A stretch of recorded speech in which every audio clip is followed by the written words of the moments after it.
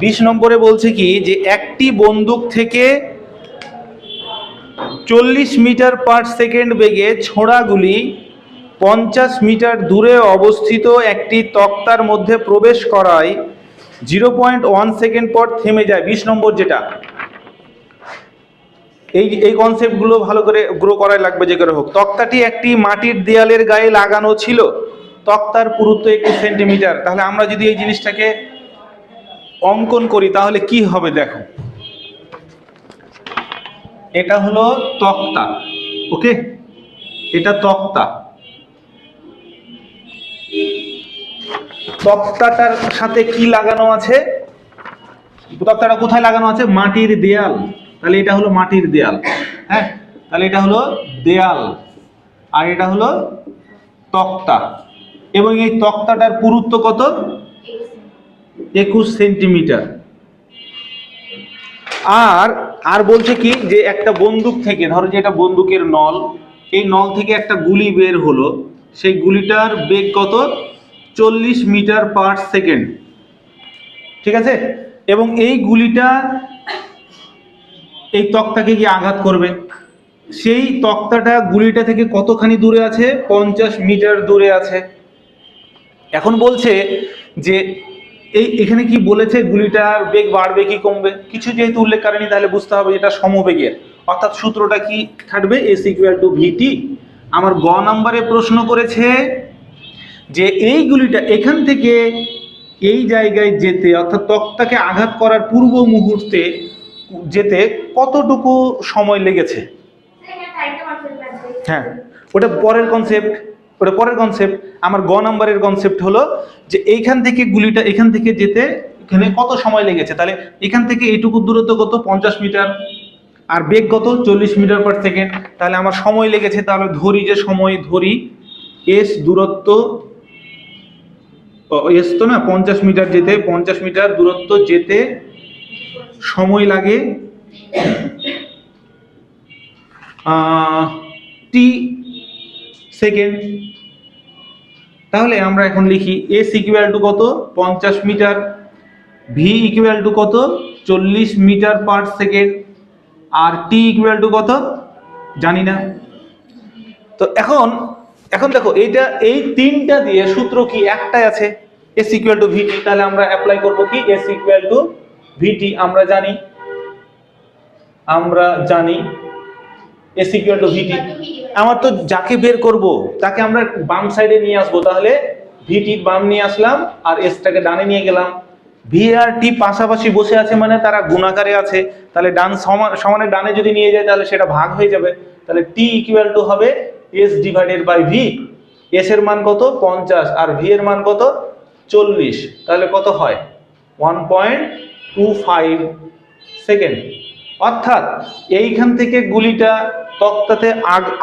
তক্তাতে আঘাত করার জন্য আসতে তার সময় লাগছে কত? 1.25 সেকেন্ড। ক্লিয়ার? তুলে ফেলো।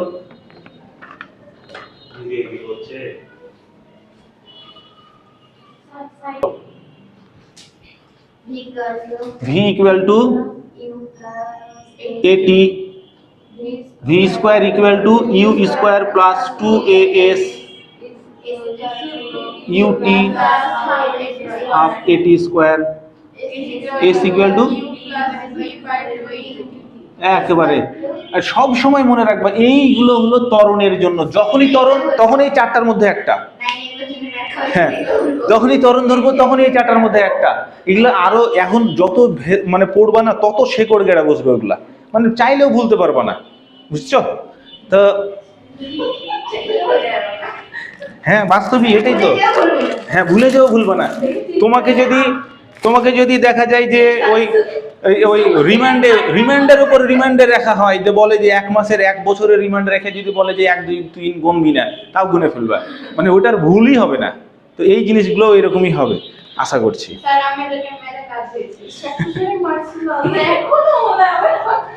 হ্যাঁ, এবার দেখো,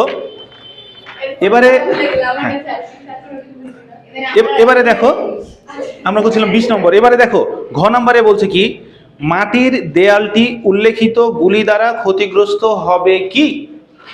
তার আগে বলেছে যে এই গুলিটা যখন এই তক্তার মধ্যে প্রবেশ করে গেল, তখন এই গুলিটা তো এই তক্তার মধ্যেই, দেখো আমি তো আর ওটাকে মুভমেন্ট দেখাতে পারবো না, কিন্তু গুলিটা দেখাচ্ছি যে এইভাবে এভাবে যাচ্ছে, এভাবে যেতে যেতে যেতে যেতে কোনো একটা জায়গায় গিয়ে গুলিটা থেমে যাবে, কোনো একটা জায়গায় গিয়ে গুলিটা থেমে যাবে। আসো আসো, তুমি একা এসছো? আর কই আর দুটা? ওয়ালাইকুম সালাম। আর একটা কই?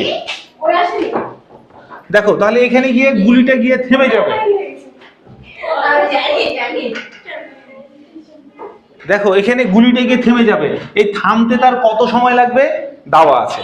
তাহলে এখানে আমরা ঘটা লিখি, ঘ ধর আমি লিখি যে এই গুলিটা যে এখানে থামছে সেই সময়টা কত, তাহলে এখানে হ্যাঁ এখানে t ইকুয়াল টু 0.01 সেকেন্ড। থেমে গেল, দ্বিতীয় ক্ষেত্রে থেমে গেল মানে শেষ বেগ কত হলো? 0, তাহলে শেষ বেগ 0 মিটার পার সেকেন্ড।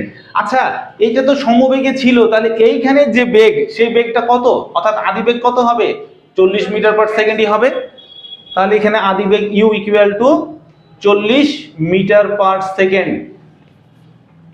এরপরে বলেছে যে গাছটি এখন এই যে তিনটা জিনিস উপস্থিত, এক আদি বেগে এখানটা ফুড়ে ভেতরে প্রবেশ করছে, তারপরে ওর বেগ কমতে কমতে গিয়ে এখানে 0 হয়ে গেল, তাহলে একটা আদি বেগ পেলাম, শেষ বেগ পেলাম, কত সময়ে থামলো 0.01, তাহলে সময় পেলাম আমি। তাহলে কি এতটুকু যে এখান থেকে এতটুকু যে আসলো, তাহলে কতটুকু অতিক্রম করলো সেটা এখন আমার দরকার, ঠিক আছে? তাহলে আমরা বলবো অতিক্রান্ত দূরত্ব, অতিক্রান্ত দূরত্ব s ইকুয়াল টু কত। হ্যাঁ তাহলে আমরা দেখো এই তিনটা এই চারটা দিয়ে কোন সূত্রটা অ্যাপ্লাই হবে?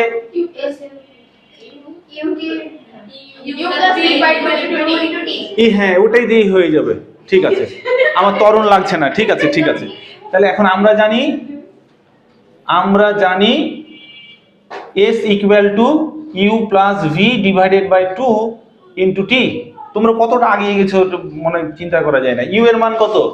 u এর মান হলো 40 আর v এর মান কত? 0 divided by 2 into t, t এর মান হলো 0.01। তাহলে এখানে আমরা কি পাচ্ছি, বা s equal to 40 divided by 2 গুণিত 0.01 কত হয়? 20। তাহলে 0.2 মিটার, আর এটা মানে 0.2 মিটার মানে কি 20 সেন্টিমিটার, ঠিক আছে? 0.2 মানে 20 সেন্টিমিটার। আচ্ছা 20 সেন্টিমিটার। এখন দেখো, হ্যাঁ এখন তোমরা দেখো আমরা রেজাল্ট পেলাম কত? অতিক্রান্ত দূরত্ব 20 সেন্টিমিটার, অর্থাৎ গুলিটা এই 20 সেন্টিমিটার যাওয়ার পর থেমে যাবে। তক্তাটার পুরুত্ব কত? 21 সেন্টিমিটার। তাহলে তক্তাটা কি ভেদ করতে পারলো? যদি তক্তাটা ভেদ না করে তাহলে কি এই দেয়ালটা ক্ষতিগ্রস্ত হবে? হবে না। তাহলে আমরা এখানে লিখবো কি, যে যেহেতু 21 সেন্টিমিটার গ্রেটার দ্যান 20 সেন্টিমিটার, সুতরাং গুলিটি তক্তাটিকে ভেদ করতে পারবে না, অর্থাৎ দেয়াল ক্ষতিগ্রস্ত হবে না, কি ক্লিয়ার হয়েছে?